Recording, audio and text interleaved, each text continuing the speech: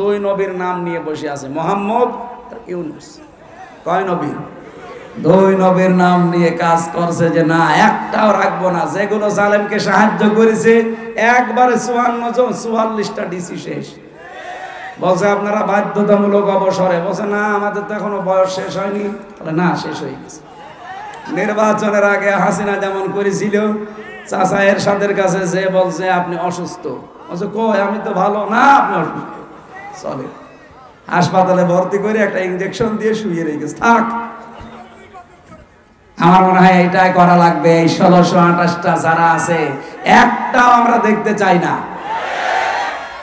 আমি নাম নিলাম না, পাশের জেলা নাটোরের সর্বোচ্চ পর্যায়ে যিনি দায়িত্বে ছিলেন, উনি বৈষম্যের শিকার হয়ে 15.5 বছর ওএসডি হয়েছিলেন। পরবর্তীতে এসে একটা দায়িত্ব পেয়েছে। ওনার সাথে আমি গোপনে কথা বলছিলাম।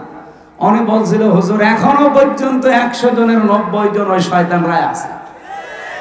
আপনারা আমরা চিল্লা পাল্লা করে কি ওগুলো পাল্টানো লাগবে কি? 9 দফার ভেতরে সংস্কার একটা নেই, কথা বলেন না কেন?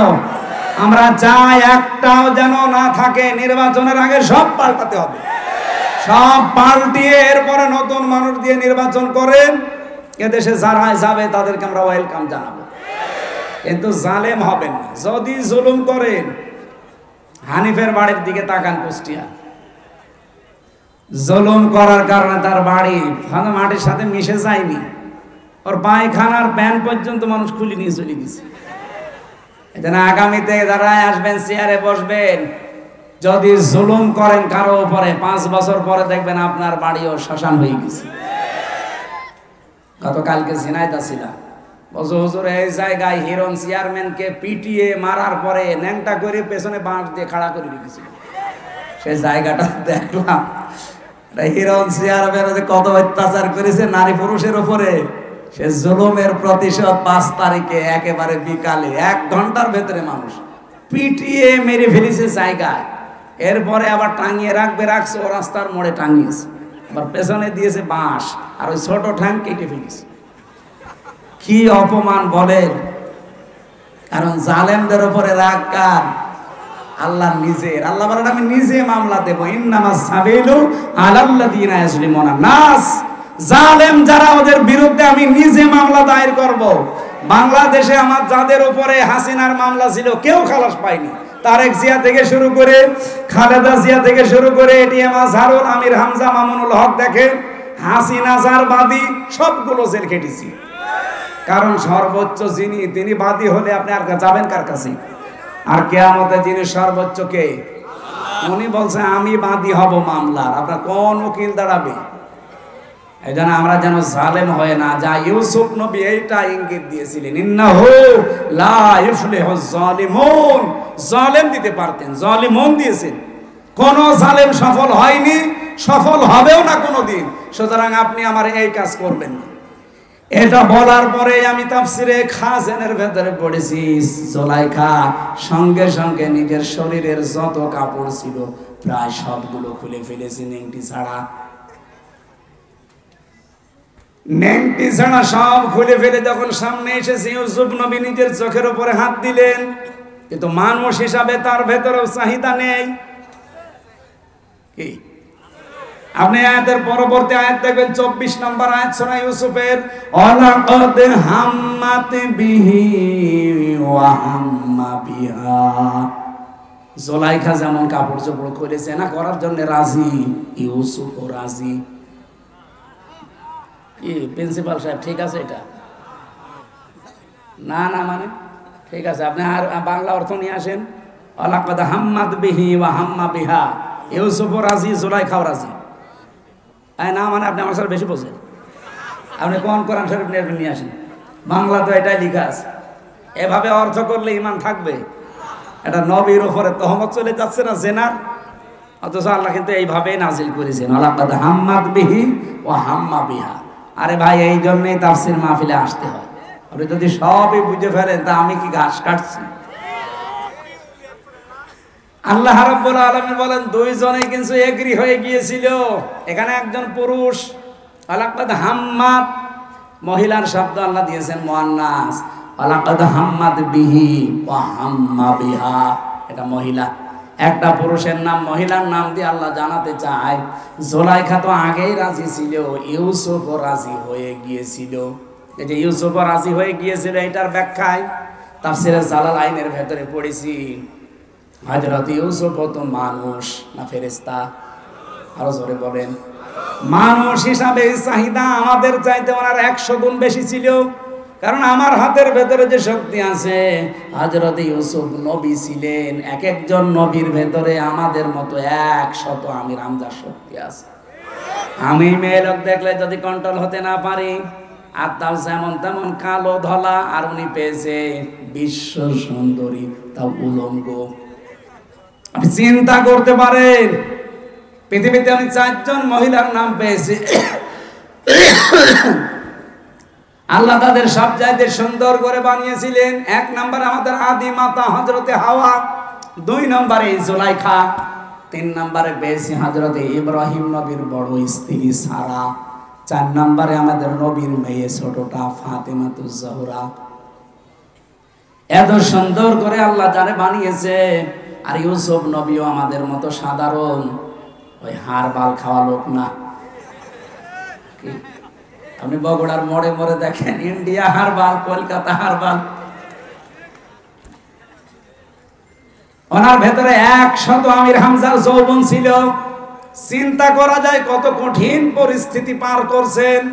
এই জন্য আল্লাহ বলেন হাম্মাত বিহি ওয়া হাম্মা বিহা। জুলাইখা যেমন রাজি আগে থেকে, ইউসুফ রাজি হয়ে গিয়েছিল।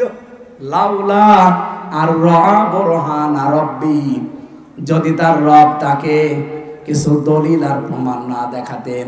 এই যে আমি তাফসীর থেকে নোট করেছি, আল্লাহ পাক বলেন তাকে যদি কিছু দলিল প্রমাণ আমি না দেখাতাম, সেও কিন্তু রাজি হয়ে গিয়েছিল। কি দলিল দেখিয়েছিলেন? এখানে 3টা জিনিসের নাম আছে জালালাইনে। 1 নম্বরে উনি দলিল দেখলেন, ওই ঘরের ভেতরে হযরতে জিবরাইল হাজির হয়ে গেছে। কেন হাজির হয়েছিলেন? 1 নাম্বার কারণ হচ্ছে, এত কিছু সামনে পাওয়ার পরেও হযরত ইউসুফ এগিয়ে যাননি, উনি খালি পিছাচ্ছিলেন। আর জুলাইখা এগিয়ে যাচ্ছিল।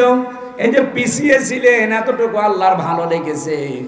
রব্বুল আলামিন এই জন্যই তার কাছে পাঠিয়েছে প্রথম একটা চিঠি। হযরতে জিবরাইল মেলে ধরেছিল, আমি তোমার মালিক বলছি, তুমি কিন্তু জিনা করতে পারো না। 2 নম্বরের দলিল হযরত ইয়াকুব আলাইহিস সালাম, যেন মনে হচ্ছে সরাসরি ঘরের ভেতরে দাঁড়িয়ে বলছে, ইউসুফ আমি তোমার বাবা বলছি, তুমি কিন্তু জিনা করতে পারো না। 3 নম্বরে আকস্মিক ভাবে ঘরের ভেতরে একটা অন্ধকার পরিস্থিতি তৈরি হয়ে গিয়েছিল। এই 3টা দলিল দেখার পরে হযরত ইউসুফ মনের ভেতরে যে আশাটা ছিল, ওই আশার উপরে ভর করে তিনি কিন্তু জানতেন না যে সবগুলো দরজায় তো তালা মারা, কোনো জায়গায় লাভ নেই। আর মেয়েটাও বলে দিয়েছে সামনে যে কোনো লাভ হবে না, সব আমার কাছে তালা লাগানো, চাবি এই যে চাবি নিজের কাছে দিয়েছে। হযরত ইউসুফ শুধু মনের উপরে জোর দিয়ে আল্লাহর উপরে ভরসা করে তিনি যখন দৌড় দিয়েছেন, দরজার কাছে যাবার পরে খাজেনে পাবেন, খাজেন তাফসীর, দরজা প্রথম যেটা ওর কাছে যাবার পরে দেখে না, দরজা খোলে না। মনে মনে সিদ্ধান্ত নেন, আল্লাহ আমি তো তোমার উপরে ভরসা করে মনের উপরে জোর দিয়ে এ পর্যন্ত দৌড়িয়ে এসেছিলাম।